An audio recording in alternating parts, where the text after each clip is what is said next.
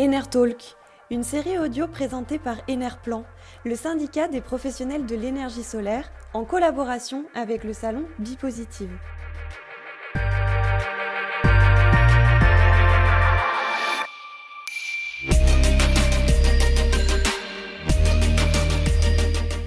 « 2020, année singulière, une année confinée, une année télétravaillée, une année masquée, mais une année pour évoluer. Lutte contre le changement climatique, indépendance énergétique et réduction des importations d'énergie fossile, mais aussi nouvelle croissance économique et nouveaux emplois, tels sont les enjeux de la transition énergétique. À travers leur engagement, la richesse et la diversité de leurs innovations et leurs projets, les professionnels de l'énergie solaire sont en pointe dans ce mouvement. À l'occasion de la 3e université de l'autoconsommation photovoltaïque qui se déroule cette année les 10 et 11 septembre, selon un concept unique, 100% en ligne, 100% gratuit pour les participants, nous sommes allés à la rencontre d'expériences d'autoconsommation très inspirantes. Enertalk, une série audio présentée par Enerplan en collaboration avec Bipositive, le salon professionnel de la transition énergétique des bâtiments et des territoires à Lyon, du 2 au 4 mars 2021. Dans ce nouvel épisode, je vous emmène en Normandie, sur la commune de Maloney, 6000 habitants. Cette municipalité engagée à développer un modèle d'autoconsommation d'énergie étendue. Elle a installé sur les toits des bâtiments communaux un ensemble de panneaux solaires et l'énergie produite alimente tout le patrimoine de la commune. Je vous propose d'écouter Isabelle Moulin, c'est la directrice de l'environnement et des moyens techniques de Maloney.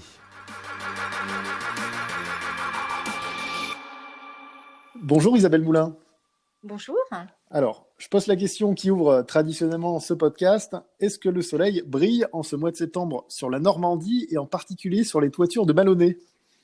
Eh bien, écoutez, aujourd'hui, il fait très très beau et les 1600 mètres carrés de toiture solaire produisent à fond. Justement, votre commune de Maloney, à côté de Rouen, est pionnière en matière d'autoconsommation collective. En décembre dernier, vous avez signé avec l'ADEME, la métropole Rouen, Normandie et Enedis la première convention d'autoconsommation collective étendue. L'objectif, c'était que l'énergie solaire alimente l'ensemble des bâtiments municipaux. Mais si vous le voulez, revenons à l'origine. Quelle est la genèse de ce projet ?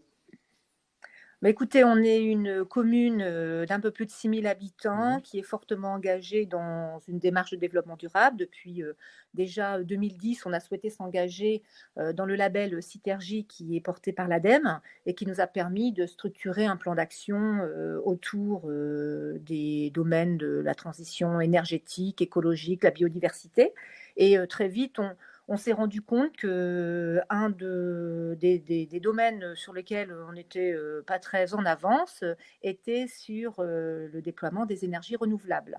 Donc au-delà des chaufferies biomasse que l'on a pu mettre en place, et étant donné qu'on n'a pas la chance de pouvoir installer des éoliennes, on s'est immédiatement tourné vers le champ de la production solaire, la production photovoltaïque. Et à partir de là, on a commencé à déployer un programme. On a eu l'opportunité d'être également lauréat de l'appel à projet territoire pour la croissance verte, territoire à énergie positive pour la croissance verte, qui nous a permis d'obtenir 2 millions de subventions sur différentes actions, dont celle du déploiement des énergies solaires. Mais alors, quels sont les avantages pour une commune comme la vôtre de lancer une telle démarche ? Eh bien, comme tout à chacun, les collectivités ont des difficultés à maîtriser leurs dépenses de fonctionnement et celle de l'augmentation des coûts des énergies ne passe pas à travers. Donc, on a souhaité très rapidement pouvoir être notre propre producteur, démarche que l'on peut initier sur d'autres domaines tels que la production de l'agriculture pour nos cantines, par exemple, mais sur l'énergie, c'est également le cas. Donc voilà, on a souhaité pouvoir être un petit peu plus autonome, produire local et consommer local. Voilà, gagner en maîtrise maîtrise de ses factures. Hein. C'est ça, finalement, le cœur du projet. Oui, tout à fait. Au-delà d'être également orienté sur le fait d'être un peu plus exemplaire, c'était également de pouvoir consommer notre production. Alors justement, concrètement, comment s'est passé le déploiement de ces 1600 mètres carrés de panneaux photovoltaïques ? Alors ça s'est fait progressivement. Le maire a souhaité commencer par un bâtiment un peu symbolique au niveau de l'église, qui a une très belle toiture en ardoise, très bien orientée. Et nous avons déployé là les premiers mètres carrés solaires. Nous sommes à un peu plus de 20 kilos sur la toiture de l'église.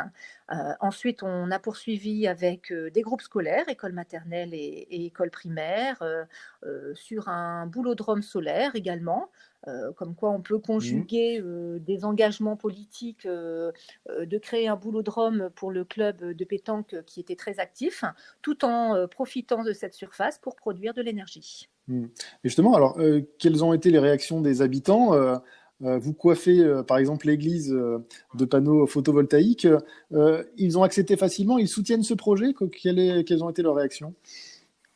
Alors, aucune réaction négative sur la couverture de l'église, d'autant plus qu'on a quand même pris la tâche du prêtre pour le tenir informé, avec un intérêt, puisque de toute façon, l'installation de centrales solaires nécessite le recours au compteur Linky. Et là, la ville a repris l'abonnement, puisque du coup, ça a réinjecté sur le réseau. Donc, du coup, il y a eu un gain là aussi pour la paroisse. Mais je dirais que les habitants ont vraiment adhéré à notre démarche, puisque sur un des groupes scolaires, on a lancé un appel à financement participatif. Pas parce qu'il y avait un besoin de financement, mais vraiment pour pouvoir impliquer les citoyens, être dans la pédagogie, leur expliquer le pourquoi du comment. Parfois parce que les centrales solaires ne sont pas forcément très visibles de la rue, et on trouve que la mise en œuvre d'une politique publique, c'est d'être comprise du grand public et de ceux qui la financent indirectement.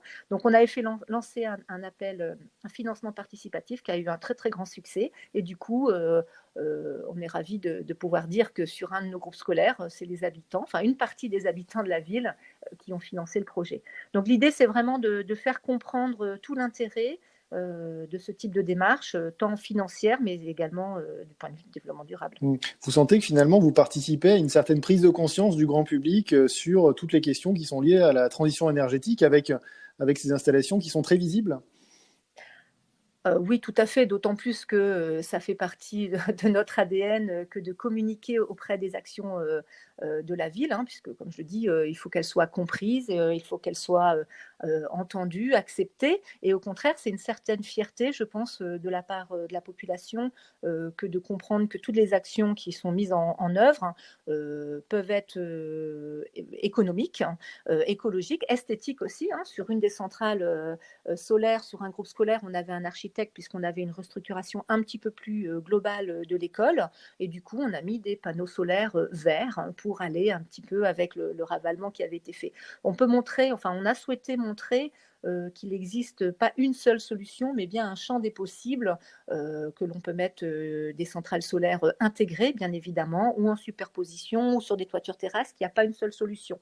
Et là aussi, ça fait partie de notre démarche que d'expliquer que tout est envisageable, qu'il faut juste se poser les bonnes questions au bon moment, et qu'en fait, on peut tous mettre le pied à l'étrier pour être dans une action un petit peu plus vertueuse. Et alors justement, du coup, le but recherché de maîtriser ces factures, après les premiers mois de fonctionnement, vous pensez que vous allez atteindre cet objectif, et du coup, à terme, vous allez aller vers une baisse de la facture et une meilleure maîtrise des consommations d'énergie? C'est déjà le cas, effectivement. On est assez fiers d'avoir une analyse de certaines de nos factures énergétiques, tout confondu, chauffage, électricité et carburant de nos véhicules. On a un document qu'on appelle le coût de l'inaction, qui permet de mettre vraiment en valeur le fait que si nous n'avions rien fait, si nous avions laissé nos consommations telles quelles, parce que bien évidemment, il faut être d'abord dans la maîtrise de ses consommations, ça c'est incontournable, on n'en a pas parlé, mais c'est forcément le préalable. Par ailleurs, si on produit également notre électricité, si on est sur des démarches de formation, de sensibilisation du public, eh bien nous, au bout de 10 ans, on a une courbe qui montre qu'on est à plus de 300 000 € de gains par rapport à le coût de la facture énergétique si on n'avait rien fait. Donc là, c'est vraiment la démonstration qu'on peut maîtriser cette courbe qui naît inévitablement sur un coût d'augmentation de l'énergie malgré tout.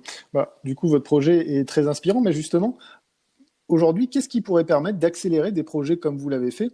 Est-ce que c'est finalement plus de dispositifs d'accompagnement financier? C'est le cadre réglementaire, selon vous, qu'est-ce qui pourrait justement aider à cela?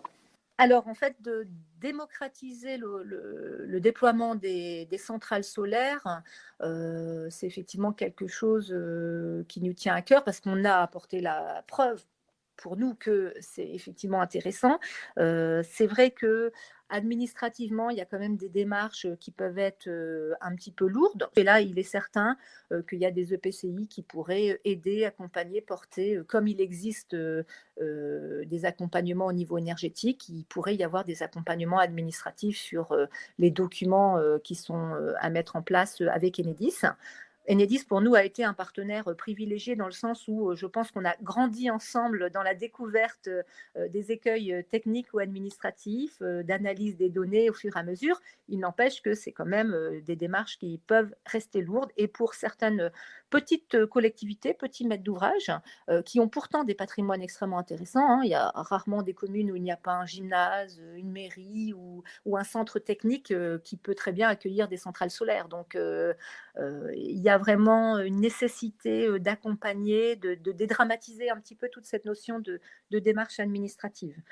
Après, concernant les subventions, parce que ça reste malgré tout lourd à l'investissement, même si les temps de retour peuvent être plus ou moins intéressants. Au niveau des subventions, moi, je trouve encore dommage que certains subventionneurs, on va dire, excluent le principe des réhabilitations de bâtiments. Alors, vous voyez, quand vous réhabilitez votre bâtiment, que vous refaites votre toiture, c'est totalement le moment de se poser la question, est-ce qu'on recouvre par une tuile ou une ardoise classique, ou est-ce qu'à l'inverse, notre centrale solaire ne contribue pas à faire l'étanchéité du bâtiment? Et auquel cas, finalement, c'est un double gain. Donc, il y a encore des subventions qui excluent le principe de ces réhabilitations. Justement, avec Enedis, vous allez participer à l'université de l'autoconsommation d'Enerplan. Vous allez partager votre expérience. Qu'est-ce que vous attendez de cet événement? Alors, le partage d'expérience est toujours extrêmement enrichissant. On apprend de ce qu'ont pu mettre en œuvre d'autres maîtres d'ouvrage dans des secteurs différents, sur des typologies de bâtiments différents. L'échange au cours d'une université telle que l'organise Enerplan est d'autant plus intéressant que nous, on a la chance d'avoir mis en place cette convention d'autoconsommation collective étendue depuis le mois de janvier de cette année. Malgré une période un peu incertaine de consommation de nos bâtiments à ce printemps-là, on voit malgré tout que les courbes sont vraiment très parlantes. On fera la démonstration vendredi lors de notre intervention avec Enedis, mais on est passé de 5 points de livraison qui étaient sur des principes d'autoconsommation à l'échelle d'un transfo de quartier, hein, qui était la limite avant, le périmètre étendu, à 20 points de livraison, en fait, de consommation, c'est-à-dire quasiment l'ensemble de notre patrimoine, même l'ensemble de notre patrimoine qui est couvert par nos 6 centrales de production. Donc, en fait, à n'importe quel moment de la journée, quand on produit, l'énergie qu'on produite est ciblée, fléchée sur un de nos bâtiments. Donc, du coup, ça optimise d'autant plus notre niveau d'autoconsommation.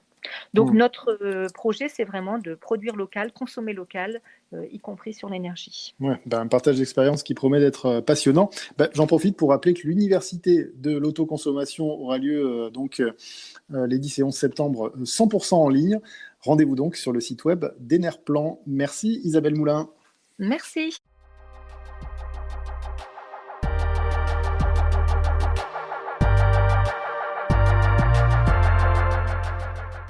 Enertalk, une série audio à l'occasion de la 3e université d'été de l'autoconsommation organisée par Enerplan.